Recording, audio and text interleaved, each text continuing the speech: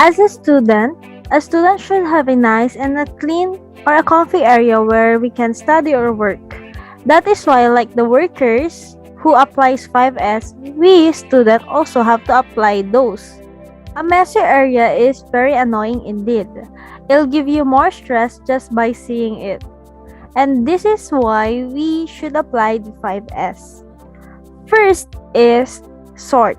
We need to remove the things that isn't needed in the place to lessen the things in our area and put it in the right places. Second is systematize. We need to put our things in the area where we can get it easily and it should be based uniformly with others. The third is sweep. This is important so we can avoid getting stumbled that causes accidents when we step on something, and this is to maintain cleanliness in our area. Fourth is standardize. This is to maintain the things we do so that it'll be clean as always. And the last one is the self-discipline. It is very important to have a self-discipline so that you can do the things that can avoid you from accidents and have a clean area as always that we should always maintain. So that's it. As a student, we should apply the 5S and have a clean and a safe area. Here are some safe tips to manage electrical risks. Number 1. Never try to repair electrical appliances yourself. Always contact a licensed electrician. An electrical system upgrade or repair can be complex, challenging, and dangerous task. However, there are times when it is necessary, and in such a case, there are many benefits of opting to work with a licensed electrician instead of attempting to do it yourself. Some of the advantages include lower risk of injury and increased home safety, more efficient use of electricity, and greater convenience. Number 2. Check your appliances regularly for faulty switches, plugs, and frayed cords. And when unplugging, don't yank. Pull by the plug, not the cord. Pulling the cord may cause a break in the wire resulting in a short circuit. Always switch off the power before plugging and unplugging a power cord. This practice will prevent sparks which may damage the plug and cause a fire. A fire hazard if the insulation is damaged by carts passing over the cord. Avoid overloading power boards with too many appliances at once. A power point overload occurs when you exceed the maximum amperage of the electrical circuits you are using. This can be caused by plugging too many appliances into the one power point or running appliances that draw high amps at the same time. The result of an overload can be a short circuit and quite possibly a fire. For example, if you have a heater plugged into the power board, unplug it before using the hair dryer. Number 4. Never poke anything into an appliance or an outlet while it is plugged in or in use.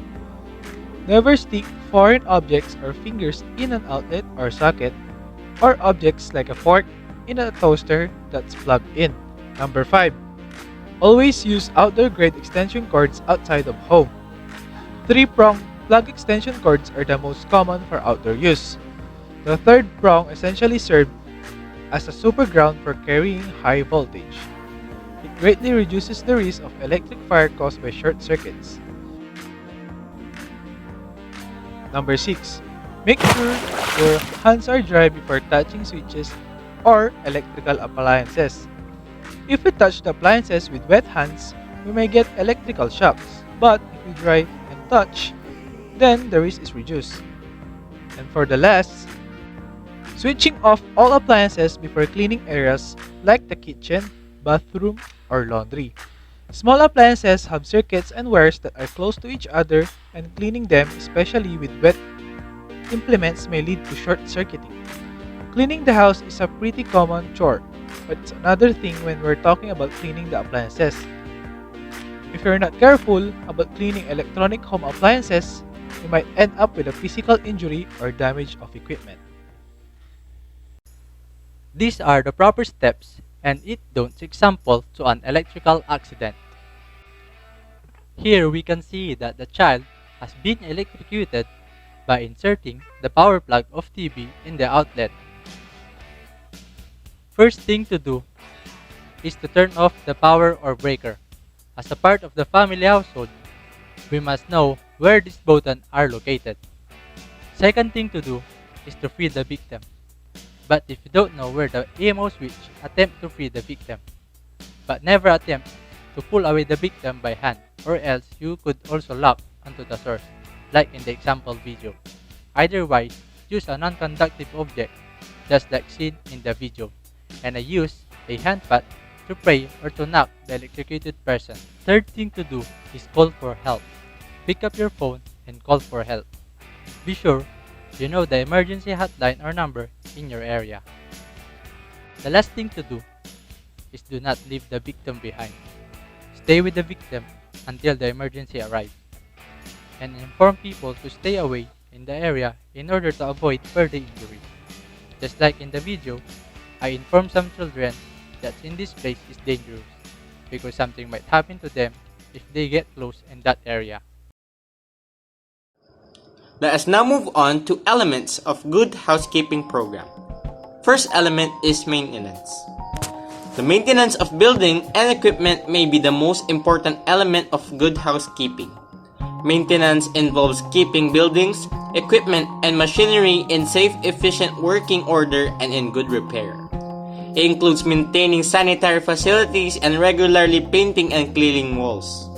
Broken windows, damaged doors, defective plumbing, and broken floor surfaces can make a workplace look like neglected. These conditions can cause incidents and affect the work practices. The next element would be dust and dirt removal. Enclosures and exhaust ventilation systems may fail to collect dust, dirt, and chips adequately. Vacuum cleaners are suitable for removing light dust and dirt. And dampening or wetting floors or using sweeping compounds before sweeping reduces the amount of airborne dust. Next element is employee facilities. Employee facilities need to be adequate, clean, and well maintained. Lockers may be necessary for storing employees' personal belongings. Washroom facilities require a cleaning once or more each shift. They also need to have a good supply of soap, towels, plus disinfectants. If needed, smoking, eating, or drinking in the work area should be prohibited. Next element is surfaces cleaning.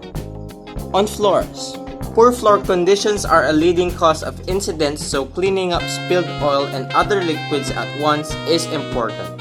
Keeping floors in good order also means replacing any worn, ripped, or damaged flooring that poses a tripping hazard. Into the next one, spill control. The best way to control spills is to stop them before they happen. Regularly cleaning and maintaining machines and equipment is one way. Another is to use drip pans and guards where possible spills might occur.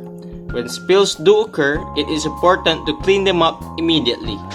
Absorbent materials are useful for wiping up greasy, oily, or other liquid spills. Used absorbents must be disposed of properly and safely. Tools and equipment.